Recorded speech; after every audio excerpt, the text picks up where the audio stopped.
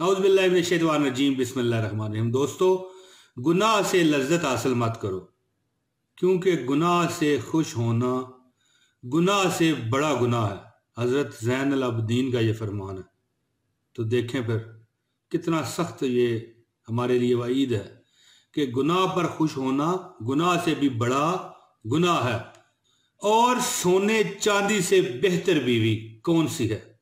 रसूल खुदा सल्लल्लाहु अलैहि वसल्लम का इरशाद है कि बेहतरीन माल ये है कि आदमी के पास अल्लाह का जिक्र करने वाली जुबान हो और शुक्रगुजार दिल हो, और इसके अलावा ईमान को मजबूत और उसकी मजबूती के लिए मददगार एक परहेजगार बीवी हो।